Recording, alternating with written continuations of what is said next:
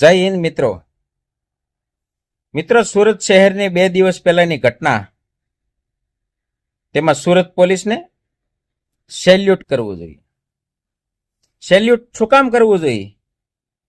એવું નથી કે એ કોઈ અલગ ધર્મના લોકો હતા.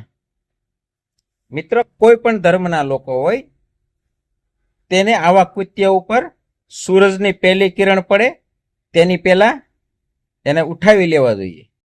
અને તે કામ સુરત પોલીસે કર્યું છે. તેમને એટલા માટે સેલ્યુટ એટલા માટે કરવા જોઈએ કે આ ભારત દેશ છે ને, એ કોઈ એક સમુદાયનો દેશ નથી. આ દેશ આપણો છે અને આ દેશ એટલે આખા આપણું ઘર છે. આ ઘરમાં કોઈ પણ જાતનો કકળાટ ન હોવો જોઈએ. મિત્રો, સેલ્યુટ એટલા માટે કરવું જોઈએ કે આ નાની એવી શિંગારી કહેવાય. મિત્રો, વિશ્વના કોઈ પણ ખૂણે તમે પાછલા એના દાયકામાં જોઈ લો તો એક શિંગારી મસ્ત મોટું રૂપ લઈ લેતું હોય છે.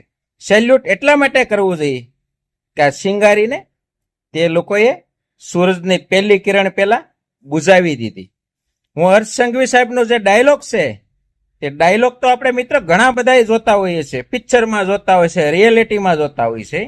પણ સેલ્યુટ એટલા માટે કરવું જોઈએ સંઘવી સાહેબને સ્પેશિયલી કે તેમણે પણ જે ડાયલોગ માર્યો હતો એ ડાયલોગ પ્રમાણે તેમણે સૂરજની પહેલી કિરણ ઉપર કામ કરી બતાવ્યું. મિત્રો, સેલ્યુટ એટલા માટે કરવું જોઈએ કે આ કોઈ એક ધર્મનું કામ નથી. આમાં કોઈ પણ જાતિ હોય, હિન્દુ હોય, મુસ્લિમ હોય, કોઈ પણ હોય, તેમને સૂરજની પહેલી કિરણ યા તો સૂરજની છેલ્લી કિરણ ઉઠાવી જ લેવા જોઈએ. મિત્રો, આપણે જોયું છે કે આ થોડા સમય પહેલા જે દેશમાં કેવી ઘટના બની, તેમના પ્રેસિડેન્ટને ભાગવું પડ્યું, તેમને દેશ છોડીને ભાગવું પડ્યું, જે દેશનો રાજા કહેવાય. અને મિત્રો, આ ઘટના જે એ દેશમાં જે બની એ એક શિંગારીથી જ બની હોય. અને એ શિંગારી કરનારા લોકો, પથ્થરબાજો, તે કોઈ ધર્મના નથી હોતા, કોઈ જાતિના નથી હોતા, તેને બસ એક તમાશો જોવો હોય છે. મિત્રો, સેલ્યુટ એટલા માટે કરવો જોઈએ કે આવી શિંગારીથી લોકો બેઘર થઈ જતા હોય છે. આની પાછળનું પરિણામ બહુ ખતરનાક આવતું હોય છે. લોકો અનાથ થઈ જાય સોશિયલ મીડિયાની અંદર.